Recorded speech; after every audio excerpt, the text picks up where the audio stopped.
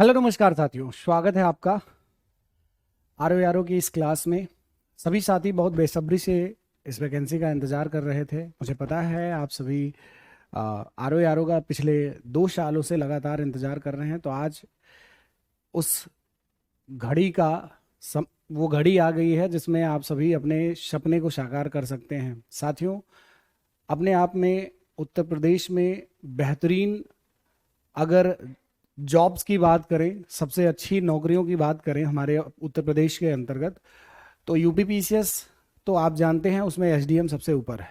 लेकिन यूपीपीएससी के द्वारा करवाया जाने वाला परीक्षा आर ओ यारो बहुत ही उम्दा किस्म की नौकरी है। आप सभी जानते हैं इसके बारे में। आपको इसकी सारी डिटेलिंग सर ने ऑलरेडी अपडेट कर रखी होगी, वीर सर ने।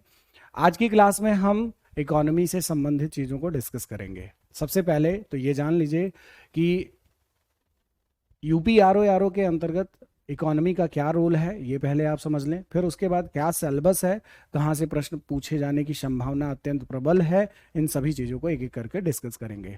किसी को कोई भी एक बार मुझे आप सभी कमेंट करके बता दीजिए कि ऑडियो वीडियो क्लियर है। कोई डाउट है तो बता दीजिए। यहाँ पर एक बार मुझे बताएं ऑडियो वीडियो क्लियर है, सब कुछ क्लियर है, तो फिर मैं आगे बढ़ूँ। जस्ट अभी क्लास शुरू हुआ है।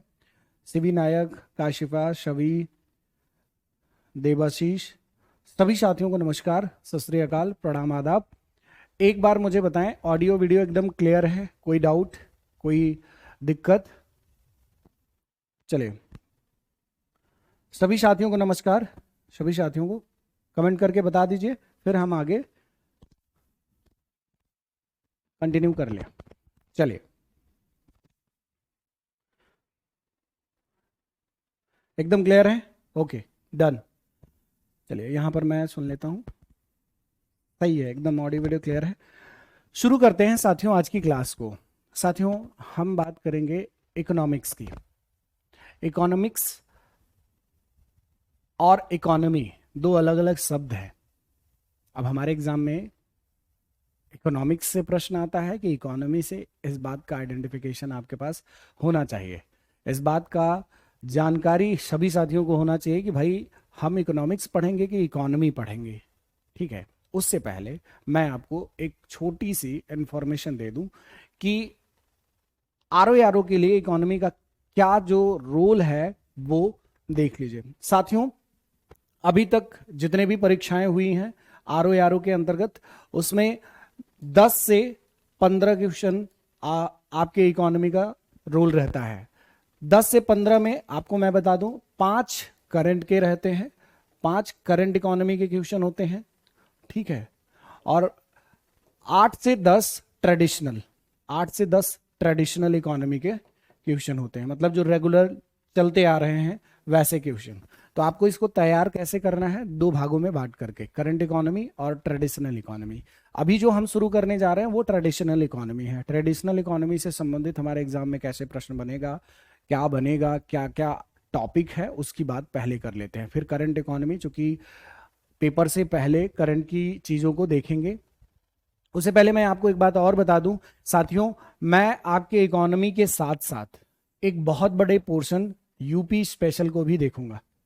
यूपी स्पेशल का भी मैं ही आपकी क्लास देखने वाला हूं। साथियों, चूंकि मैं लगातार यूपी के एग्जाम्स देते रहा हूं और आर ओ अभी 2012 के बाद से जो भी हुए हैं लगभग सभी बार मेंस मैंने दिया है इसका। ठीक है, तो यूपी का क्या रोल रहेगा इसको आगे डिस्कस करेंगे। फिलहाल आज की क्लास में इकोनॉमी की बात की जाएगी। तो फिलहाल हम डिस्कस करने चल रहे हैं इकोनॉमी। देखो, हम थोड़ा सा सिलेबस की बात कर ले, छोटा छोटा टर्म है जिसे हम देखते हुए चलेंगे। जैसे देखिए, सबसे पहले तो हम देखेंगे इकोनॉमिक्स क्या है और इकोनॉमी क्या है। ठीक है, यानी अर्थशास्त्र और अर्थव्यवस्था के बीच में डिफरेंस क्या है, ये बहुत आज की ही क्लास में इसको हम देखेंगे। अर्थशास्त्र व अर्थव्यवस्था, अर्थव्यवस्था यानी इकोनॉमी। ठीक है, कोशिश ये होगी कि आपको दोनों ही भाषाओं में चीजें मिले। ठीक है, अर्थव्यवस्था। साथियों ध्यान से सुनना, ध्यान से सुनना।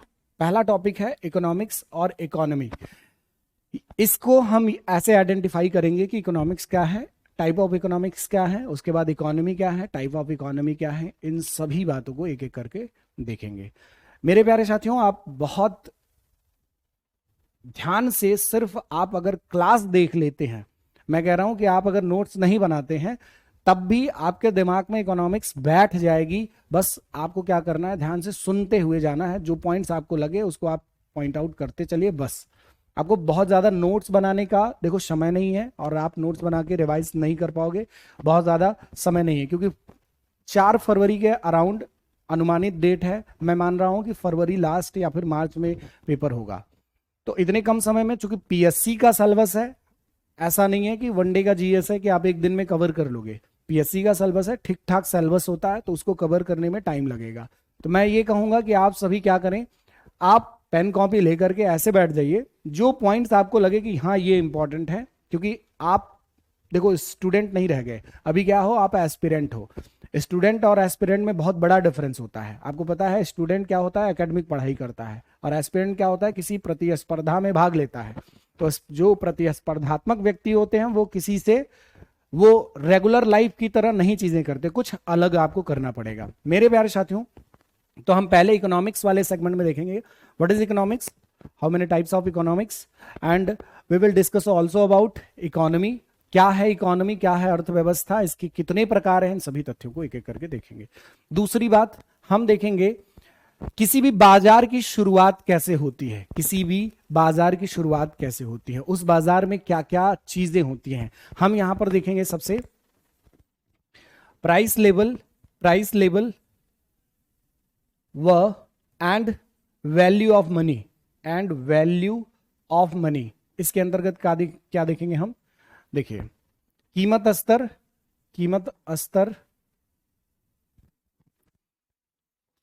स्तर व मुद्रा का मूल्य। ठीक है, मुद्रा का मूल्य, ध्यान से देखिए। अब यहां पर क्या बातें हैं, गौर कीजिएगा। सभी को जय हिंद, सभी साथियों को जय हिंद। नेहा जी, शबी जी, नेहा अग्रवाल, देवाशीष, सभी साथियों को नमस्कार। आप सभी जल्दी जल्दी आ जाइए। देखिए बच्चा, मैंने कहा कि कीमत स्तर व मुद्रा का मूल्य, इसके अंतर्गत क्या क्या टॉपिक रहेगा पहले आप देख लीजिए। सबसे पहले हम यहीं पर इस पर्टिकुलर जगह पर देखेंगे व्हाट इज डिमांड।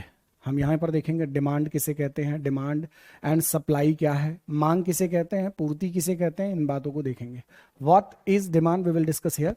डिमांड, मांग का नियम क्या है, मांग की स्थिति क्या क्या हो सकती है, सप्लाई क्या है, मांग किससे संबंधित है, demand is always related by consumer, we will discuss how, कैसे ये संबंधित है उपभोक्ता से, कैसे संबंधित है उत्पादक से सप्लाई, इन सभी बातों को। यहीं पर हम देखेंगे प्राइस डिटर्मिनेशन पॉइंट, यानी प्राइस डिटर्मिनेशन देखेंगे कि बाजार में किसी वस्तु की कीमत का निर्धारण कैसे किया जाता है। यहां पर देखेंगे प्राइस डिटर्मिनेशन, प्राइस डिटर्मिनेशन। साथियों ध्यान से समझिएगा। इसके बाद अगर हम बात करें, हम यहीं पर बात करेंगे इन्फ्लेशन क्या है, यानी यहीं पर हम बात करेंगे इन्फ्लेशन क्या है, मुद्रास्फीति। डिफ्लेशन क्या है, डिफ्लेशन क्या है, मुद्रा संकुचन। हम यहीं पर बात करेंगे मुद्रा संस्फीति, मुद्रा अपस्फीति। डिसइंफ्लेशन यहीं पर देखेंगे, डिस इन्फ्लेशन देखेंगे, यहीं पर रीफ्लेशन देखेंगे, यहीं पर रीसेशन देखेंगे। इस पर्टिकुलर टॉपिक में, किसमें, कीमत स्तर में मुद्रा का मूल्य। इसमें और भी चीजें हैं, जैसे इसी के अंतर्गत हम देखेंगे मॉनेटरी पॉलिसी, मॉनेटरी पॉलिसी, मौद्रिक नीति क्या है, यहीं पर हम फिस्कल पॉलिसी भी देख लेंगे। ये बहुत बड़ा चैप्टर होता है। Price level and value of money एक बहुत बड़ा चैप्टर होता है, इसको हम एक एक करके एक एक पॉइंट डिस्कस करते हुए चलेंगे। वो जैसे आप देखेंगे ना, आपको आइडिया लगते जाएगा, क्लास जैसे जैसे चलेगी वैसे वैसे आप चीजों को क्लियर करते चलेंगे। ठीक है, वीडियो स्टॉप हो गई क्या, वीडियो स्टॉप हो गई क्या, देखना एक सेकेंड।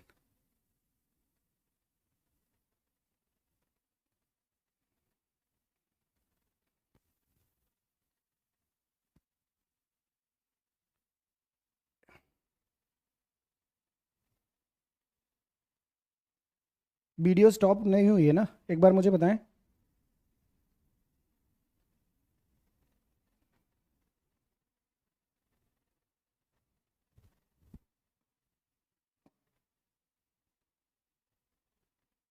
क्लास तो चल रही है मेरे में बच्चा।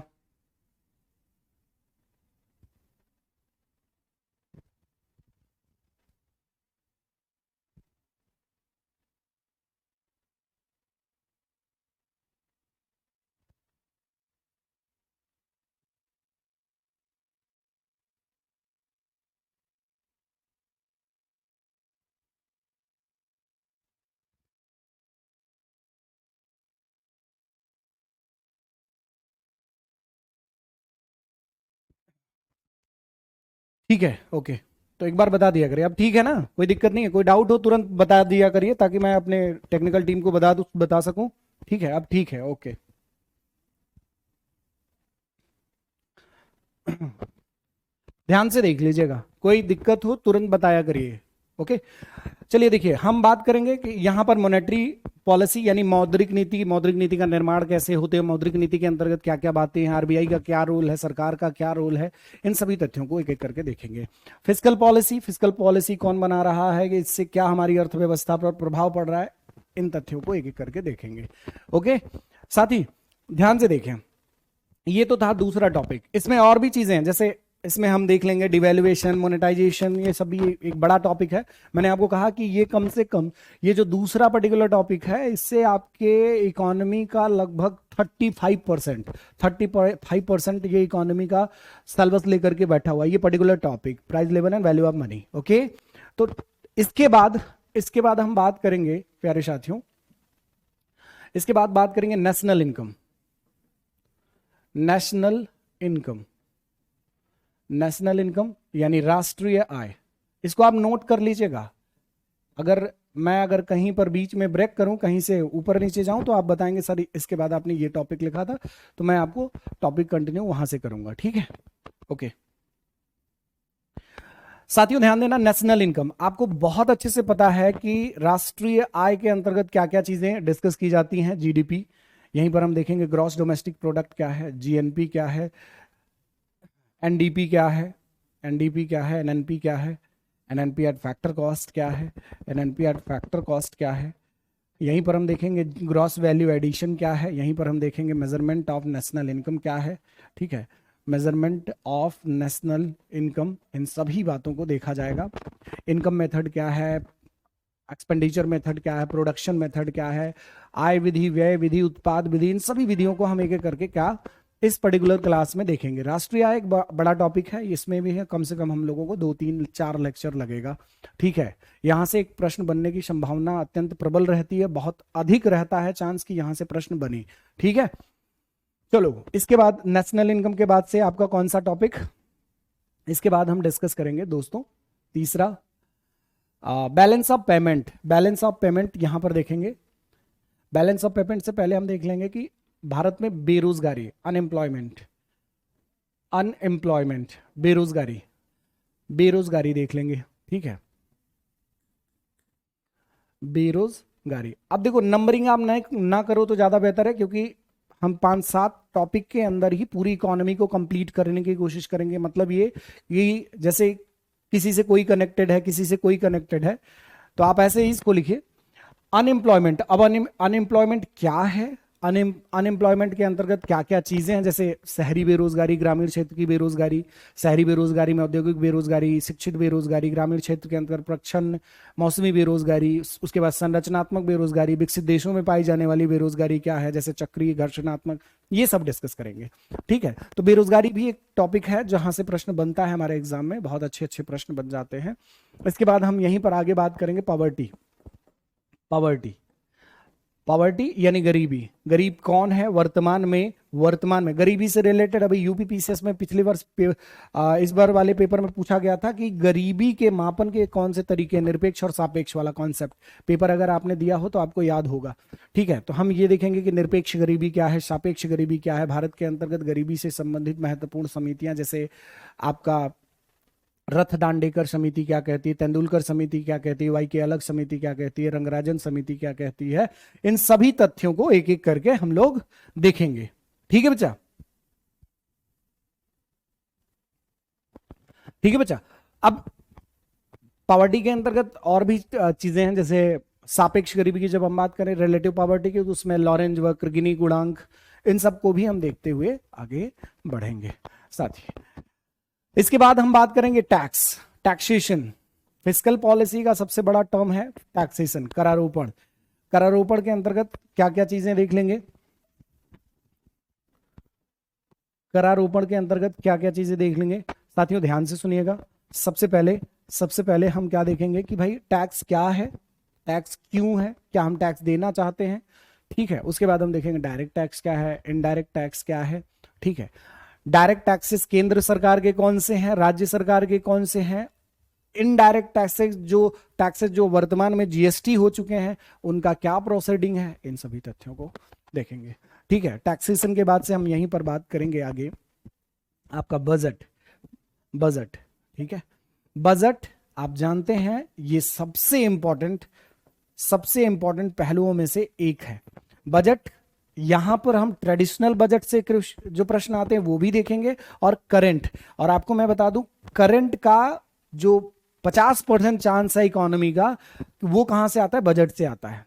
बजट से तो ज्यादातर क्या होता है, चांस यही रहता है कि करंट से ही क्वेश्चन आए, ठीक है, करंट से ही प्रश्न रहते हैं यहां पर। मेरे प्यारे साथियों देखो, बजट के बाद से हम यहां पर देख लेंगे 5 ईयर प्लान, 5 ईयर प्लान। उसके बाद यहीं पर हम देख लेंगे balance of payment, balance of payment. By the way, balance of payment जब आप पीछे पढ़ चुके होंगे ना, ये सब चीजें जब आप पढ़ चुके होंगे, तो बैलेंस ऑफ पेमेंट बस नाम का आप पढ़ेंगे, आपको समझ में यहीं पीछे ही सब कुछ आ जाएगा, बैलेंस ऑफ पेमेंट क्या होता है। कुछ इंटरनेशनल ऑर्गेनाइजेशन जहां से हमारे एग्जाम में प्रश्न बनते हैं, इंटरनेशनल ऑर्गेनाइजेशन। और सबसे महत्वपूर्ण जो 5 क्वेश्चन वाला एरिया है वो करंट इकोनॉमी। इसमें और भी चीजें ऐसी हो सकती हैं जो आप लोग शायद आपके मन में हो, आप सभी कमेंट करके बता सकते हैं। जैसे कोई टॉपिक आपको लग रहा है कि हाँ सर ये वाली टॉपिक कहां पर होगी, तो मैं आपको बताऊंगा ये पर्टिकुलर इसके अंदर मिल जाएगा। मैंने जो एक मोटा मोटा क्राइटेरिया आपको बताया कि इन एरिया से हम चीजें कवर करेंगे, ठीक है। Current economy.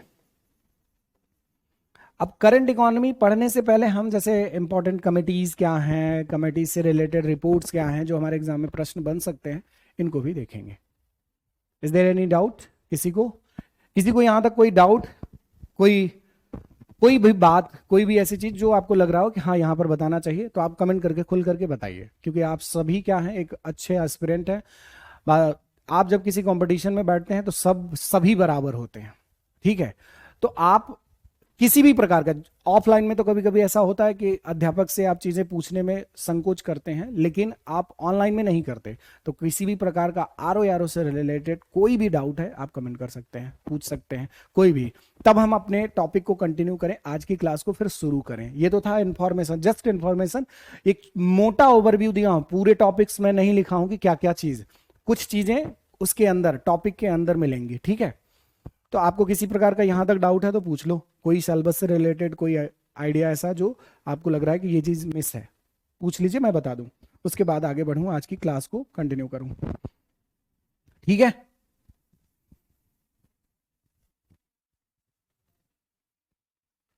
Okay,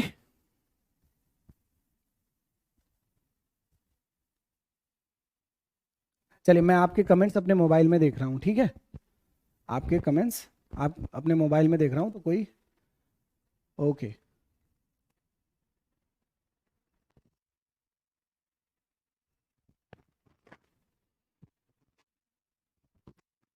okay. तो चलिए, पहला टॉपिक क्या था आपका यहां पर, इकोनॉमिक्स और इकोनॉमी। बहुत बड़ा टॉपिक है, इसको भी हम यहाँ पर करेंगे, कम से कम 2-3 लेक्चर लगेगा। पहले हम आज की क्लास में बस ये देखेंगे कि इकोनॉमिक्स किसे कहते हैं, what is the meaning of economics. पहला प्रश्न है, पहला आपका जो यहाँ पर डाउट है वो क्या है, इससे रिलेटेड है, व्हाट इज इकोनॉमिक्स,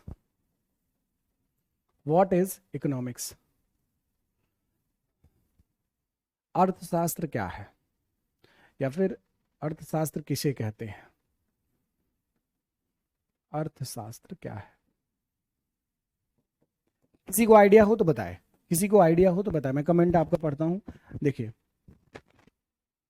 किसी को कुछ भी आइडिया है कि भाई इकोनॉमिक्स किसे कहते हैं, तो मैं उसके आगे आपको कंटिन्यू करूंगी कि देखो आप ऐसे सोच रहे हो, चीजें ऐसी हैं, या फिर आप सही सोच रहे हैं, तो मैं आपकी बातों को बताऊंगा कि हाँ यही है इकोनॉमिक्स। किसी को कोई आइडिया बताएं, कोई भी आइडिया बताएं। देखिए साथियों, आप सभी कमेंट करते रहिए, मैं आपको एक छोटा सा बात बताता हूं। जैसे कहा जाता है कि आप कोई भी काम करते हो, किसी भी प्रकार का उत्पादन करते हो, तो आप निश्चित रूप से, अगर मान लो आप इस पेन का प्रोडक्शन किए हो, तो आप इसको बेचने के लिए किए हो, या फिर आप अपने यूज करने के लिए किए हो।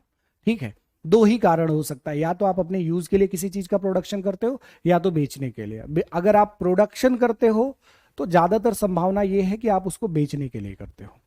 किसी भी बाजार में पैसे से रिलेटेड कोई भी घटना, किसी भी अर्थव्यवस्था में पैसे से रिलेटेड कोई भी घटना, चाहे उत्पादन करिए, चाहे उपभोग करिए, चाहे आप वितरण करिए, कोई भी चीज करिए, वो इकोनॉमिक्स है। अब इसको थोड़ा सा मैं समझाता हूं। ब्राइटनेस ज्यादा है क्या, मुझे बताना, ब्राइटनेस ज्यादा है क्या, मैं कम कर दूं? नैना जी, एकदम इकोनॉमिक्स से डाउट एकदम क्लियर हो जाएगा, आप परेशान मत होइए। आप क्लास पढ़ने के बाद में फील करोगे कि आपने कुछ तो पढ़ा ऐसा। ठीक है, ठीक है बच्चा, परेशान मत होइए। देखिए, जब हम इकोनॉमिक्स की बात करते हैं तो एक शब्द मैं आपको बताता हूं, एक साधारण सी परिभाषा। किताबों में बहुत बड़े बड़े परिभाषा हैं, जिनको आप रटना बड़ा बड़ा मुश्किल है, और समझना तो उससे ज्यादा कठिन है। आसान सी परिभाषा मैं आपके सामने लिखता हूं। क्या है? All economic activity analysis, analysis called economics. अब आप कहोगे सर ये क्या है, तो मैं आपको हिंदी में लिख के बताता हूं। सभी आर्थिक क्रियाओं का अध्ययन, सभी आर्थिक क्रियाओं का अध्ययन, अध्ययन अर्थशास्त्र कहलाता है।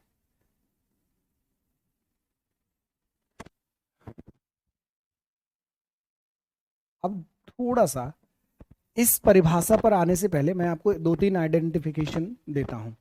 एक बात बताओ, जैसे अगर हम अर्थशास्त्र शब्द का संधि विच्छेद कर दें, अर्थ धन शास्त्र, इस शब्द का संधि विच्छेद कर दें, तोड़ दे इसको, ठीक है? उल्टा बता रहे सभी बेटा, उल्टा बता रहे हो सभी बेटा। अभी सुन लो, सुन लो, फिर उसके बाद हम इसके आगे कंटिन्यू करेंगे। देखो, जब हम अर्थशास्त्र की बात करते हैं, जब हम अर्थशास्त्र की बात करते हैं, अर्थ का मतलब क्या होता है आपको पता होना चाहिए, धन, वेल्थ। शास्त्र का मतलब क्या होता है, आपने सुना होगा, नीति शास्त्र, रसायन शास्त्र, भौतिक शास्त्र। शास्त्र अगर शुद्ध हिंदी में बोलने जाते हैं तो संस्कृत शब्द लेकर के बोलते हैं, तो शास्त्र का मतलब होता है विज्ञान। शास्त्र का मतलब क्या होता है, विज्ञान। मतलब शास्त्र को हम क्या कह सकते हैं, विज्ञान। ओके, ठीक है। तो अगर धन प्लस विज्ञान लिखा हो तो हम इसको कह सकते हैं, धन का मतलब यहां पर क्या है, वेल्थ, और विज्ञान मतलब साइंस। ठीक है, यहां पर हम इसको ये भी तो कह सकते हैं, धन का विज्ञान कह सकते हैं, बोलो, कह सकते हैं ना? कोई डाउट है? नहीं। धन का विज्ञान मतलब ये है कि पैसे से रिलेटेड सब कुछ। आपको पता है कि धन का मतलब धन से संबंधित क्या, विज्ञान का मतलब क्या होता है कि संबंधित विषय का अध्ययन। जैसे अगर मैं विज्ञान की बात करूं, भौतिक विज्ञान, भौतिक विज्ञान के अंतर्गत क्या है, भौतिकी से संबंधित सभी चीजों का आप एनालिसिस करते हो, अध्ययन करते हो। रसायन विज्ञान की बात करें, रसायन विज्ञान, तो आप रसायन विज्ञान के अंतर्गत क्या करते हो, रसायनों से संबंधित सभी चीजों का अध्ययन करते हो। ऐसे ही जीव विज्ञान, ऐसे ही वनस्पति विज्ञान, जंतु विज्ञान, सभी प्रकार के विज्ञान के साथ क्या कंडीशन है कि जिस विज्ञान का नाम लिया जा रहा है उससे संबंधित चीजों का अध्ययन। जंतु विज्ञान के अंतर्गत जंतुओं से संबंधित चीजों का अध्ययन, बोलो, जंतुओं से संबंधित चीजों का अध्ययन। वनस्पति विज्ञान के अंतर्गत वनस्पतियों से संबंधित चीजों का अध्ययन। भौतिक विज्ञान भौतिकी से संबंधित, रसायन विज्ञान रसायनों से संबंधित चीजों का अध्ययन। वैसे ही अगर हम धन का विज्ञान की बात करते हैं तो इसका मतलब यह है कि धन से संबंधित सभी चीजों का अध्ययन किसके अंतर्गत, धन के विज्ञान यानी अर्थशास्त्र के अंतर्गत। अब हमने यहां पर एक परिभाषा लिखा है कि सभी आर्थिक क्रियाएं, धन से संबंधित चीजें, आर्थिक क्रियाएं मतलब पैसे से रिलेटेड जो भी क्रियाएं हैं, आर्थिक क्रियाएं मतलब इकोनॉमिक एक्टिविटी। देखो, जब हम आर्थिक क्रिया की बात करते हैं, इकोनॉमिक, बहुत बेसिक है ये, किसी भी मतलब टॉपिक का मैं एकदम बेसिक यहां से शुरू कर रहा हूं कि आप अगर कुछ नहीं पढ़े हैं तब भी आप, जैसे बहुत सारे बच्चे होंगे इसको बहुत अच्छे से जानते होंगे, मैं उन सभी बच्चों को एक धरातल पर लेकर के आ रहा हूं जहां से सभी को बराबर चीजें समझ में आने लगेंगी। अब अगर नहीं पढ़े हो तब भी आप ध्यान से एक बार सुन लो ताकि आप आगे की चीजों को बहुत अच्छे से कनेक्ट कर सको, ठीक है। अब देखो, आर्थिक क्रिया की बात किया मैंने, इकोनॉमिक एक्टिविटी, शब्द क्या है, इकोनॉमिक एक्टिविटी, इकोनॉमिक एक्टिविटी। देखो क्या है इकोनॉमिक एक्टिविटी, मतलब अर्थशास्त्र, धन का विज्ञान, कोई डाउट नहीं है। चलो, आर्थिक क्रिया मतलब धन का विज्ञान। साथियों ध्यान से, ओके जिगमेत जी डोंट वरी, वही मैंने दोनों ही चीजों को लिखा है, दोनों ही भाषा में चीजों को लिखा है, ठीक है जिगमेट जी डोंट वरी। देखो बच्चा, और अगर आप आरओ की तैयारी कर रहे हैं तो आपका तो हिंदी बहुत अच्छा होना चाहिए, ये बात आपको पता होना चाहिए, क्योंकि हिंदी यहाँ पर डिसाइडिंग फैक्टर है। हिंदी क्या है, बहुत बड़ा डिसाइडिंग फैक्टर है। साथियों ध्यान से सुने, अब हमने जैसे कहा economic activity, what you understand the meaning of economic activity, क्या मतलब समझते हो आप इकोनॉमिक एक्टिविटी का। मैंने कहा कि पैसे से संबंधित सभी घटनाओं को आर्थिक घटना कहते हैं, आर्थिक क्रिया कहते हैं। अब आर्थिक क्रिया के अंतर्गत क्या क्या चीजें आती हैं, ये देखिए, आर्थिक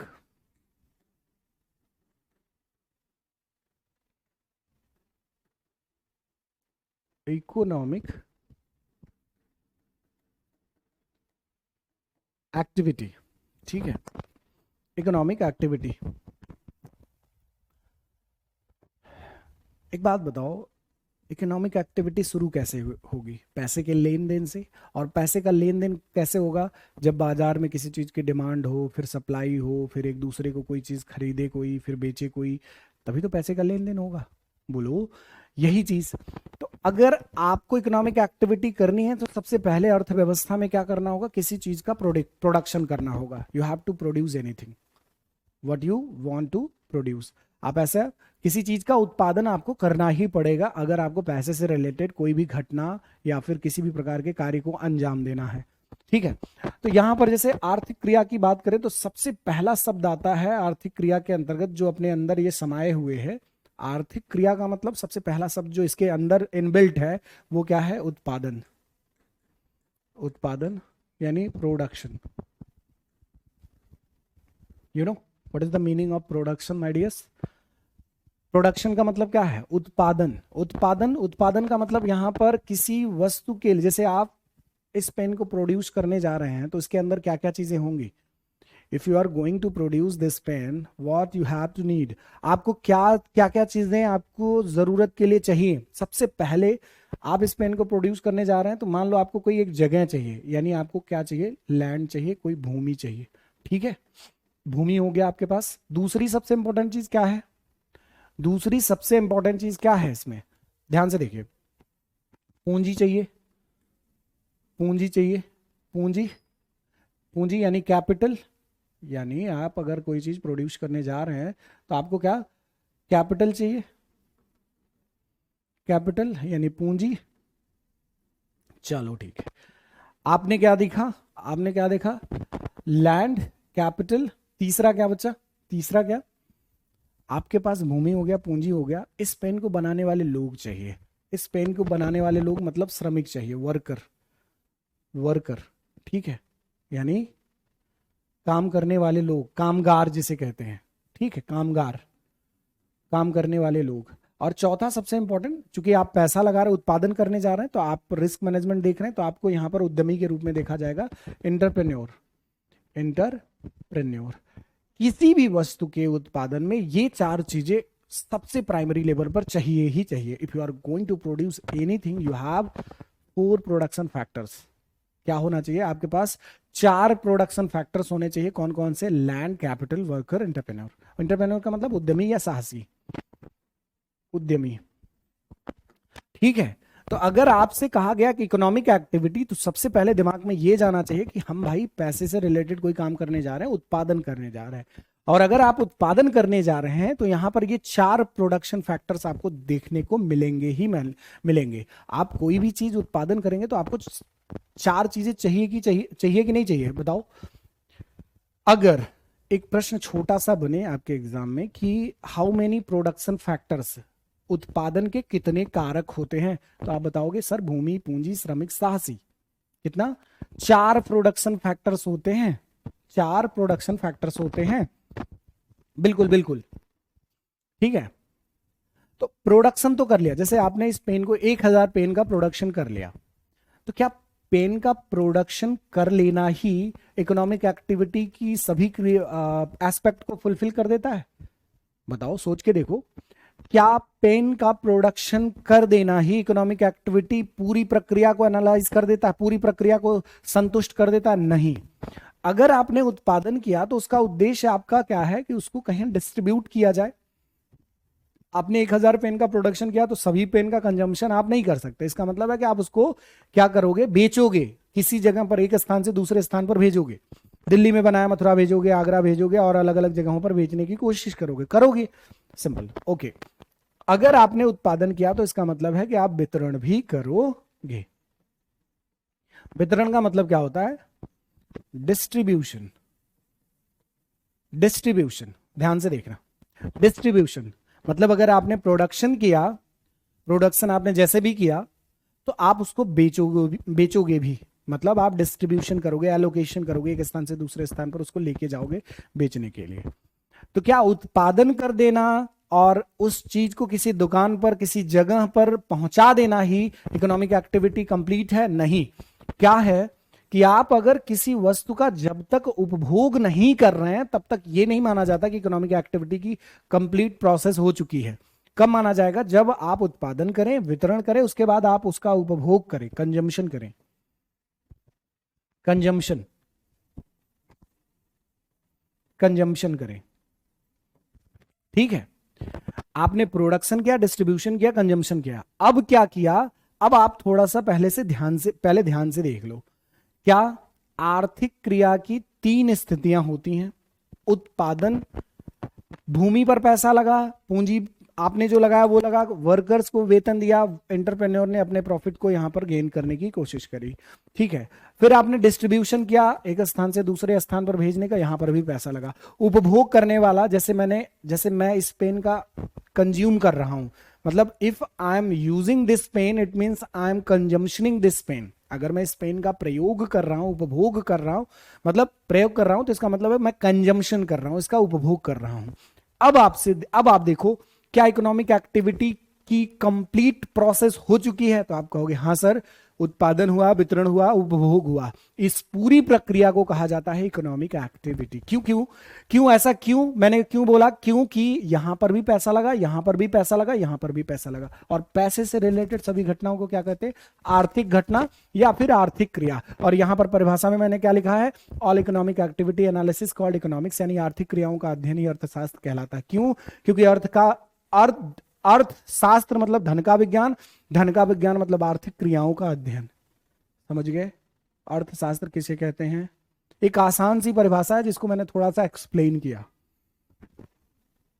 हाँ, प्रॉफिट मेकिंग, तो एंटरप्रेन्योर तो प्रॉफिट मेकिंग करेगा ना सिमरन। ये बताओ आपको, ये जो छोटा सा, अब इसी परिभाषा को किताब में कैसे लिखा है मैं आपको बताता हूं।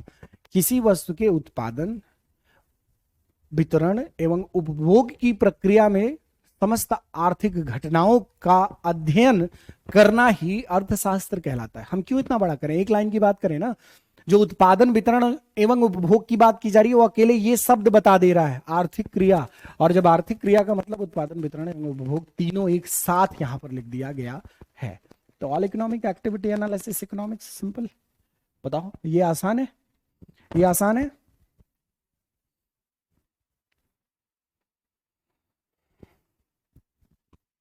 बताओ, ये क्लियर हुआ? आपको पता चला कि इकोनॉमिक एक्टिविटी का जो एनालिसिस है वो क्या है, अर्थशास्त्र है। क्लियर हो गया? बताओ एक बार मुझे बताएं।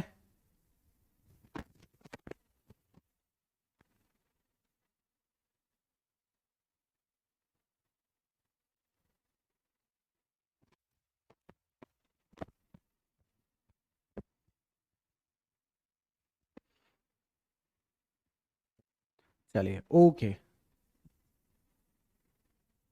चलिए सिमरन जी ओके, नैना जी ओके, और सभी साथियों को क्लियर हो गया कि भाई अर्थशास्त्र किसे कहते हैं। हमने एक छोटा सा एनालिसिस देखा, एक छोटा सा अध्ययन देखा कि अर्थशास्त्र वास्तव में कहते किसको हैं।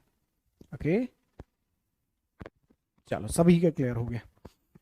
चलो बच्चा, अब देखो, अब हम इसके बाद करेंगे, चलो इकोनॉमिक्स तो समझ गए। पॉइंट ये है कि जो बेसिक क्वेश्चन यहां से बनता है कि who is the father of economics, अर्थशास्त्र, चाणक्य का क्या संबंध है, इन सभी बातों को, ये चूंकि फैक्चुअल डेटा है तो इनको हम अलग से पहले यहाँ पर कॉन्सेप्ट की बात कर रहे हैं, ठीक है, उस वक्त देख लेंगे कि who is the father of economics, तो आप वहाँ पर एडम स्मिथ बता दोगे। Who is the father of macro economics, तो वहाँ पर एडम स्मिथ बता दोगे। Who is the father of classical economics, तो वो भी आप बताओगे Adam Smith. Who is the father of capitalistic economy, वहाँ पर भी एडम स्मिथ बताओगे। तो चार पांच चीज़ों के अकेले एडम स्मिथ जनक जाने जाते हैं, फादर माने जाते हैं, तो उस पर हम अभी एक एक करके बात करेंगे। फिलहाल हम बात कर रहे हैं कि अर्थशास्त्र क्या है। चलो, अर्थशास्त्र, आपने देखा कि अर्थशास्त्र में चीजों का अध्ययन किया जाता है, जैसे भौतिक विज्ञान में चीजों का अध्ययन किया जाता है, रसायन विज्ञान में रसायनों से संबंधित चीजों का अध्ययन किया जाता है, जीव विज्ञान में जीवों से संबंधित चीजों का अध्ययन किया जाता है, मतलब एनालिसिस किया जाता है, ठीक है। तो इसका मतलब यह है कि सभी आर्थिक क्रियाओं का अध्ययन अर्थशास्त्र कहलाता है। ये एकदम संतुष्ट करता है आपको पूरी तरह से, ठीक है। चलो, अब अर्थशास्त्र के प्रकार बहुत इंपॉर्टेंट है, ठीक है। अर्थशास्त्र के प्रकार,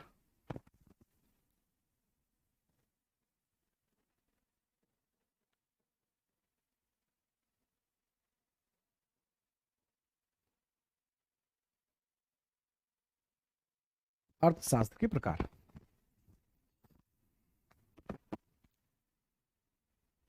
देखो, टाइप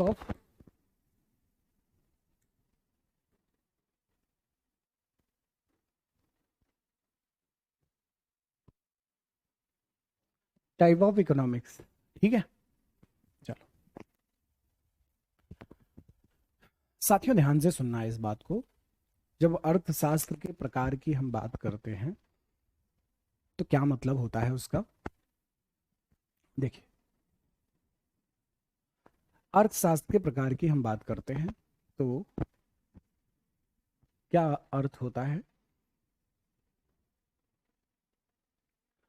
देखो, दो प्रकार है, बहुत फेमस, आप बहुत अच्छे से जानते हैं। पहला है माइक्रो इकोनॉमिक्स, माइक्रो इकोनॉमिक्स, ठीक है। क्या कहते हैं इसको, व्यष्टि या सूक्ष्म अर्थ शास्त्र, सूक्ष्म अर्थ शास्त्र। दूसरा है मैक्रो इकोनॉमिक्स,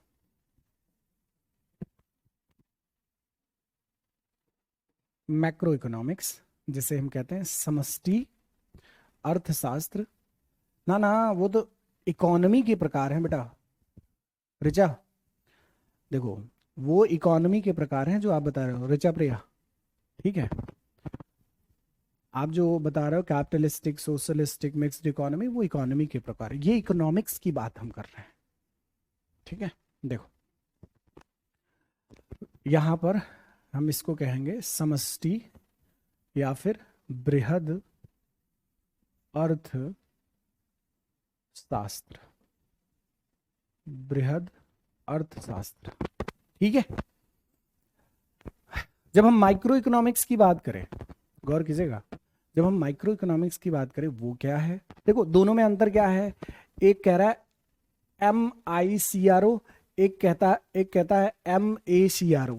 ठीक है, ठीक है, दोनों में अंतर है, एक एक करके दोनों को समझते हैं। सबसे पहले समझते हैं माइक्रो की, किसकी बात करें, माइक्रो इकोनॉमिक्स। चलें, किसी को कोई डाउट है तो पूछते हुए चलेगा, मैं यहां पर डाउट ले लूंगा तुरंत। आपका लाइव क्लास इसी वजह से ले रहा हूं, कहीं से कोई डाउट हो तो आप सभी मुझे बता दीजिए, कोई भी डाउट हो तो आप सभी मुझे बता दीजिए। ठीक है, चलो माइक्रो इकोनॉमिक्स। ओके, पहला है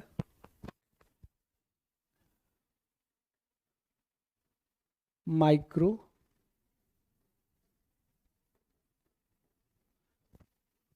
माइक्रो इकोनॉमिक्स यानी आपका व्यष्टि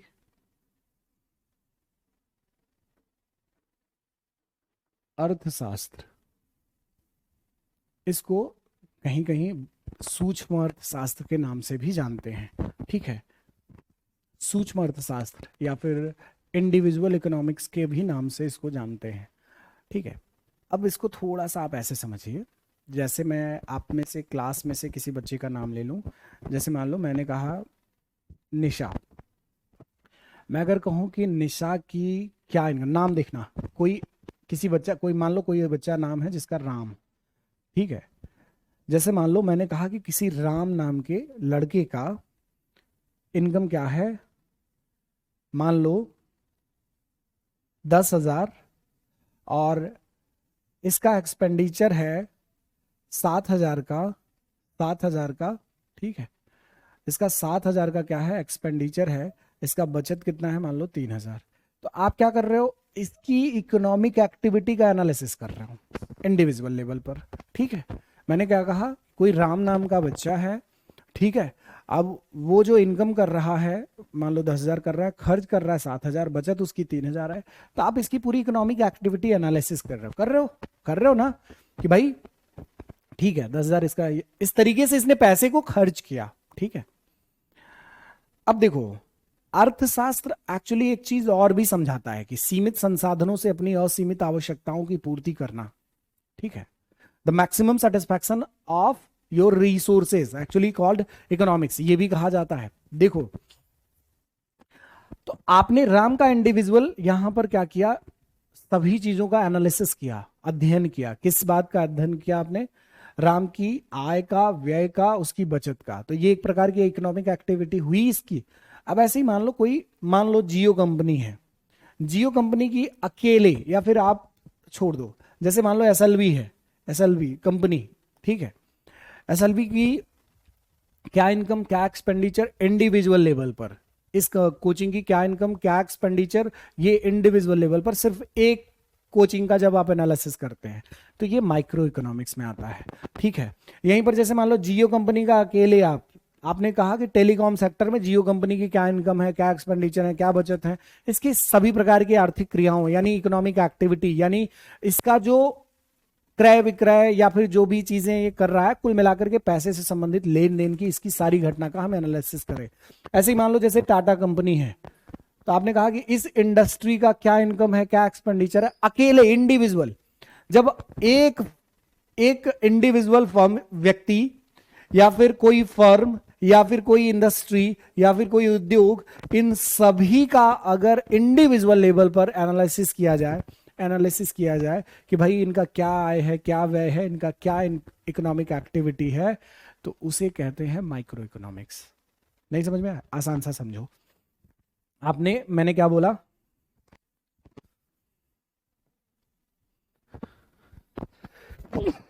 सॉरी, इंडिविजुअल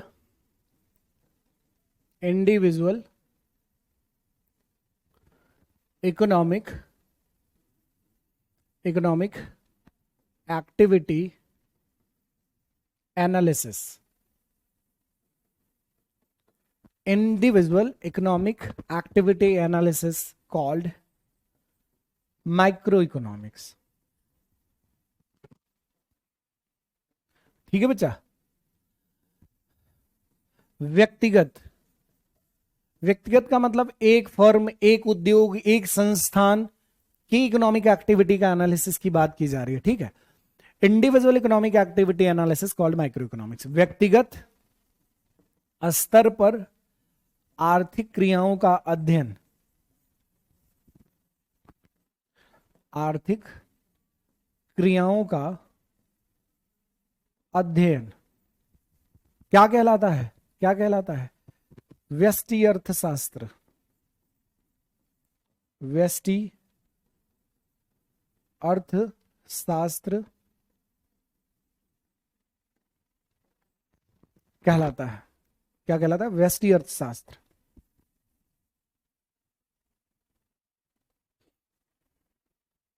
बिल्कुल Debashish ji, you will feel happy after this class. आप महसूस करोगे कि वास्तव में मैंने कुछ आज की क्लास से एक बेस तो हमारा तैयार हुआ, ठीक है। Don't worry about it. नहीं, वर्ल्ड लेवल नहीं Nisha, we are not going to talk world level economy. Micro and macro is a different part of a nation's economy, ठीक है। किसी देश के अंतर्गत जो स्थिति है उसी के अंदर जो अर्थव्यवस्था है उसमें ये देखने को मिलेगा। कहां नहीं देखने को मिलेगा? विश्व स्तर पर इसको हम नहीं ऐसे मेजर करते, उस पर बात करेंगे। डोंट वरी, आप ना बस मेरी बात को ध्यान से सुने, आप बहुत अच्छी अच्छी चीजों को कनेक्ट करेंगे। बस आप ध्यान से सुनिए, और आपको लगता है कुछ और चीजें कि सर ये वाली चीज ऐसी है, तो आप मुझे थोड़ा सा कहिए कि हाँ सर क्या ऐसा संभावना है, तो मैं आपको आइडिया दूंगा कि नहीं देखो इसको ऐसे बोलो, ऐसे करो, तो आप और अच्छे से कनेक्ट करोगे। चलो, तो हमने कहा कि इंडिविजुअल, व्यक्तिगत स्तर पर, आप देखो व्यक्तिगत स्तर पर राम की बात कर ली, एसएलवी कोचिंग की बात कर ली, जियो की बात कर ली, टाटा की बात कर ली। जब एक स्थान, एक फर्म, एक उद्योग, एक व्यक्ति की इकोनॉमिक एक्टिविटी का एनालिसिस किया जाए, तो हमने कहा ना व्यक्तिगत स्तर पर, व्यक्तिगत स्तर पर उसे हम क्या कहते हैं? Micro economics.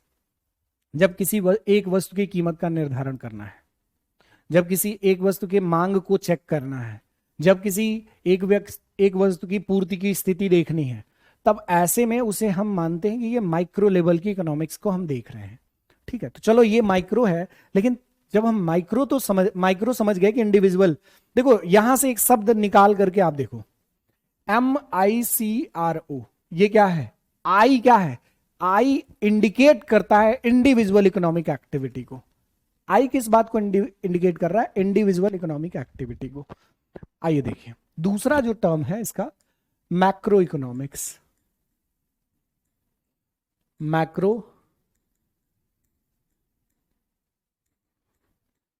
दूसरा जो टर्म है मैक्रो इकोनॉमिक्स, यानी व्यष्टि समष्टि, समष्टि अर्थशास्त्र। राइटिंग समझ में आ रही है? राइटिंग समझ में आ रही, कोई डाउट नहीं है ना?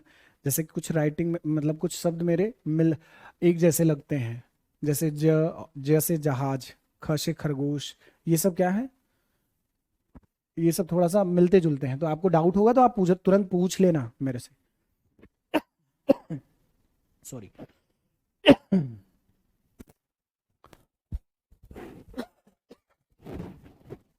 चलो, मैक्रो इकोनॉमिक्स की बात करें तो यहां पर हम समष्टि अर्थशास्त्र की बात कर रहे हैं। समष्टि मतलब बृहद।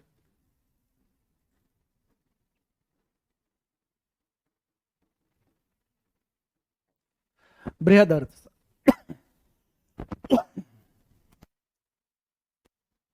ओके। बृहद अर्थशास्त्र का मतलब क्या है?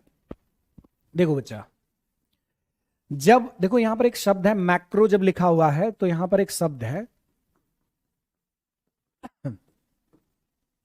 मैक्रो, जब लिखा हुआ है तो यहां पर एक शब्द है MACRO। यहां पर ए का मतलब है aggregate economic activity.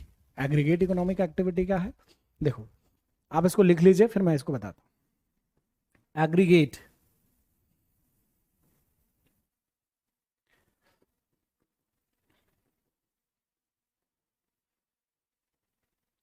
Economic aggregate आप कह लीजिए, या फिर आप होल कह लीजिए, या फिर नेशनल कह लीजिए।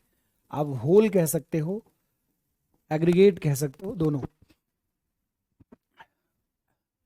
इकोनॉमिक एक्टिविटी एनालिसिस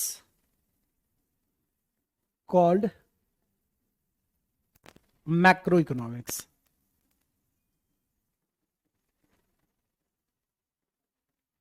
ठीक है। व्हेन वी टॉक अबाउट, आप राष्ट्रीय कह सकते हैं इसी को, या फिर सभी को कह सकते हैं, सभी की एक साथ आर्थिक क्रियाओं का अध्ययन, एक साथ आर्थिक क्रियाओं का अध्ययन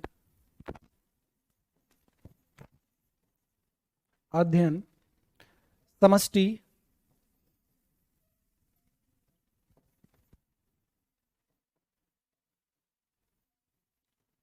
अर्थशास्त्र कहलाता है। सभी राष्ट्रीय, सभी का एक साथ आर्थिक क्रियाओं का अध्ययन, या फिर सभी का, बस आप यहां पर ना बस आप सभी का लिख लीजिए, वो ज्यादा बेहतर शब्द रहेगा। सभी की आर्थिक क्रियाओं का अध्ययन, ऑल इकोनॉमिक एक्टिविटी एनालिसिस आप यहां पर कहोगे। ठीक है। सभी का जब लेकर के चलते हैं नेशनल लेवल पर, जब राष्ट्रीय स्तर पर, या फिर एग्रीगेट लेवल पर, सभी का जब हम बात करें। अब ये सभी का, मैंने जैसे कहा, मैंने अभी किसी का नाम लिया था, मान लो शायद निशा का लिया। अब मैं क्लास में कह दूं देवाशीष का, नेहा का, निशा का, ऋचा का, तनु का, गार्गी का, मनीषा का, सभी का, अंजनी का, सभी का, जितने बच्चे हैं सभी का, सभी के इकोनॉमिक एक्टिविटी का एनालिसिस करो। क्लास में सभी बच्चों का आर्थिक क्रियाओं का अध्ययन, कि इनका क्या इनकम है, क्या एक्सपेंडिचर है, कैसे आय कर रहे, कैसे व्यय कर रहे, क्या बचत है, इन सभी बातों का एनालिसिस जब करें तब तो ये क्या होगा, तो आप कहोगे सर ये तो सभी को लेकर के है। जब इंडिविजुअल था तो आपने उसे माइक्रो कहा, अब जब सभी की बात है तो वो किस में चला जाएगा, आपने कह दिया कि मैक्रो में चला जाएगा। तो यहां पर जब टोटल की बात कर लें या फिर एग्रीगेट की बात की जाए,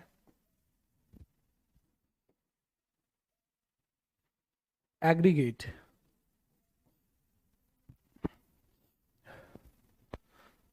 एग्रीगेट टोटल या एग्रीगेट की बात की जाए,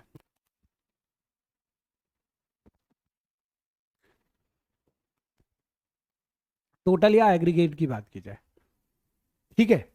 देखो यहीं पर हम दूसरी बात करें, जैसे टोटल स्टूडेंट्स की बात कर ले, आप में से क्लास में सभी बच्चे, जैसे मैंने जियो कंपनी कहा ना, अगर मैं कह दूं कि सभी टेलीकॉम कंपनीज, सभी टेलीकॉम कंपनी की इनकम एक्टिविटी, जहां पर एक शब्द जुड़ जाए, सभी टेलीकॉम, सभी इंडस्ट्री, सभी कोचिंग, सभी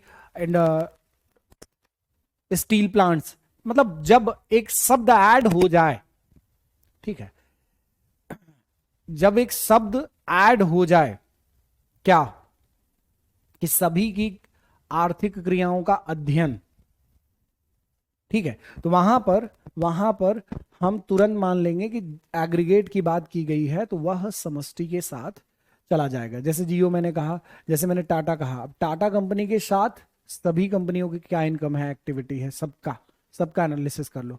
जैसे मैंने अभी एसएलवी की बात करी, तो एसएलवी के साथ देश के अंदर जितनी भी कोचिंग है सभी के इनकम एक्सपेंडिचर्स क्या है, बचत क्या है, इसका एनालिसिस किया जाए तो वो मैक्रो में आ गया।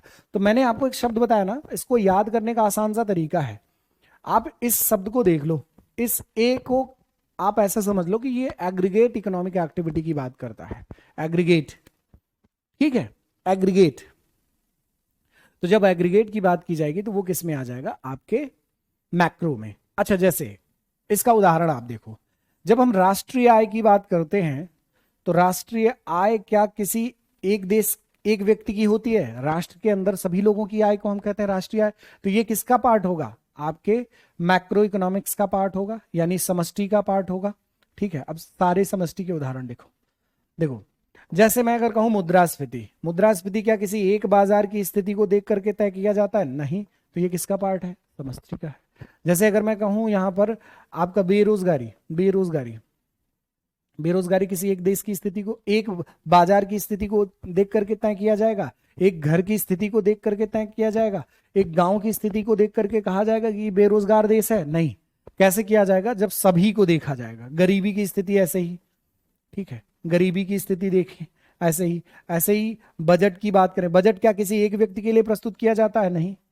ऐसी बहुत सारी चीजें जो राष्ट्रीय स्तर पर होती हैं, जो सभी को लेकर के होती हैं, वो सब किसके अंतर्गत? मैक्रो इकोनॉमिक्स के अंतर्गत। Is there any doubt my dear friends? किसी को कोई डाउट है? किसी को कोई डाउट है?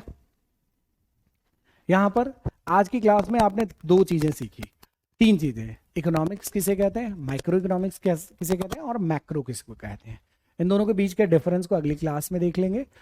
कोई डाउट हो तो अभी कमेंट कर दीजिए, या फिर आप जो बच्चे बाद में देख रहे हैं ऑफलाइन देखेंगे वो कमेंट करके पूछ लेंगे। अगर क्लास अच्छी लगी जरूर कमेंट करके बता दीजिएगा, ठीक है? चलिए बता दीजिए। किसी को कोई डाउट है? 2 मिनट आपके पास टाइम है, मैं पूछ लेता हूं आप सभी से, ठीक है?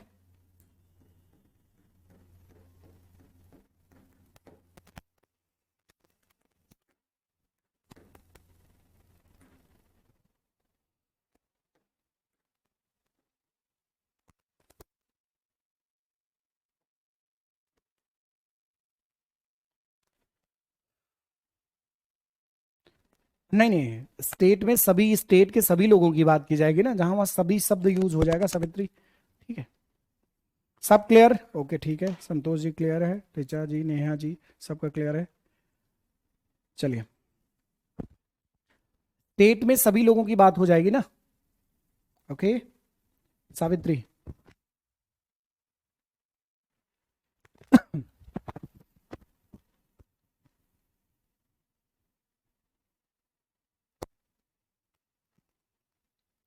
चलिए ओके, चलिए तो आज के लिए इतना ही। थैंक यू क्लास, मिलते हैं अगली क्लास में, फिर इसी के आगे कंटिन्यू करेंगे। तब तक के लिए धन्यवाद, अपना ख्याल रखें, स्वस्थ रहें, जय हिंद।